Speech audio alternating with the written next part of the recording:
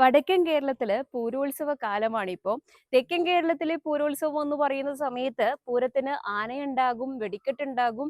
അങ്ങനെയൊക്കെ ആണെങ്കിൽ കുറച്ചുകൂടി സ്ത്രൈണ ഗുണമുള്ളതാണ് വടക്കൻ കേരളത്തിലെ പൂരോത്സവം.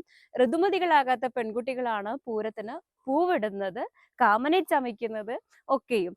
ഈ പൂരം പൂക്കളുടെ ഉത്സവമാണ്. അതുപോലെ തന്നെ ഓണവും പൂക്കളുടെ ഉത്സവമാണ്. വ്യത്യാസമുള്ളത് ഓണത്തിന് ചെറിയ ചെടികളിലാണ് പൂക്കൾ എങ്കില് വേനലിൽ കത്തിക്കാളുന്ന വേനലിലുള്ള വലിയ വൻമരങ്ങളിലുള്ള പൂക്കളാണ് പൂരോത്സവത്തിന്റെ പൂക്കൾ എന്നത് വലിയൊരു പ്രത്യേകതയാണ്. അതിൽ തന്നെ പ്രാധാന്യമുള്ളത് ചെമ്പകപ്പൂവ്. കാമന ചമയ്ക്കുന്നതിലൊക്കെ ചെമ്പകപ്പൂവിന് വലിയ പ്രാധാന്യമുണ്ട്.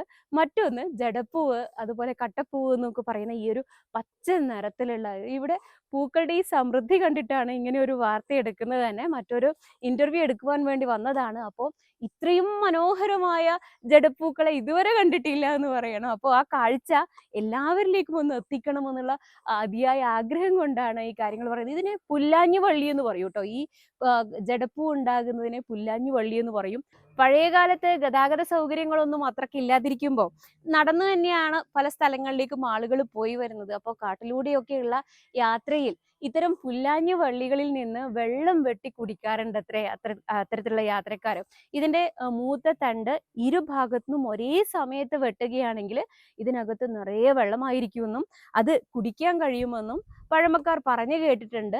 പിന്നെ ഒത്തിരിയേറെ ഔഷധ ഗുണങ്ങളുള്ള വള്ളിച്ചെടിയാണിത്. പച്ച നിറത്തിലുള്ള പൂക്കൾ നമ്മൾ അധികം പ്രകൃതിയിൽ കണ്ടിട്ടില്ല. ഇത് പൂക്കളല്ല, ഇത് ഇല തന്നെയാണ് എന്നൊക്കെ പറയുന്നുണ്ടെങ്കിൽ പോലും ജടപ്പൂവ്, ഈ കട്ടപ്പൂവ് പൂക്കളായിട്ട് തന്നെയാണ് നമ്മൾ കാണുന്നതും പൂരോത്സവത്തിന് വലിയ പ്രാധാന്യം അർപ്പിക്കുന്നതും ഒക്കെ. അപ്പോൾ ഈ ഒരു സമൃദ്ധി കണ്ടപ്പോ, ഇതിന്റെ സൗന്ദര്യം കണ്ടപ്പോ എല്ലാവരിലേക്കും എത്തിക്കാതെ പോകാൻ കഴിഞ്ഞില്ല. അപ്പൊ സമൃദ്ധമായ ഈ ജടപ്പൂക്കളുടെ ഇടയിൽ നിന്നും KN വർഷ ഇന്നേക്ക് സൈൻ ഓഫ് പറയുകയാണ്. നന്ദി.